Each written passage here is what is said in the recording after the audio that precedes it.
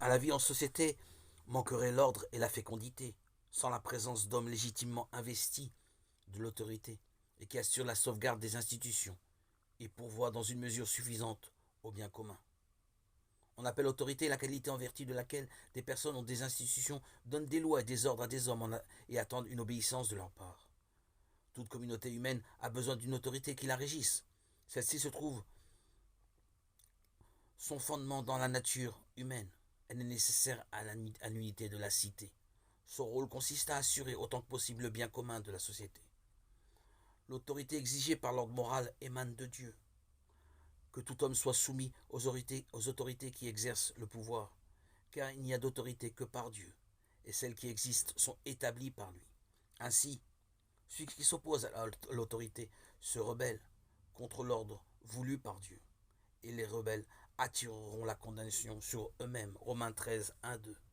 Le devoir d'obéissance impose à tous de rendre à l'autorité les honneurs qui lui sont dus et d'entourer de respect selon leur mérite, de gratitude et de bienveillance les personnes qui en exercent la charge.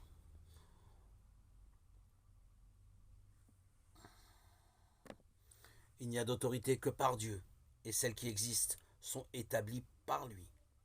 Toute communauté humaine a besoin d'une autorité pour se maintenir et se développer. La communauté politique et l'autorité publique trouvent leur fondement dans la nature humaine et relèvent par là d'un ordre fixé par Dieu.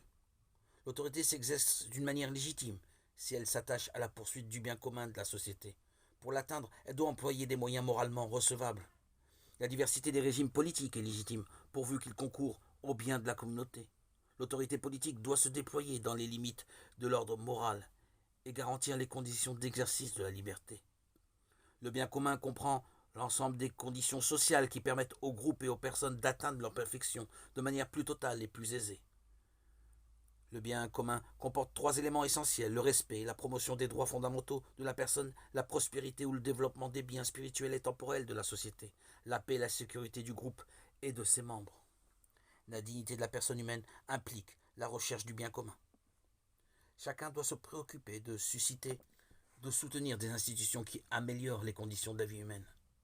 Et il revient à l'État, bien sûr, de défendre et de promouvoir le bien commun de la société civile, le bien commun de la famille humaine tout entière, appelle une organisation de la société de manière mondiale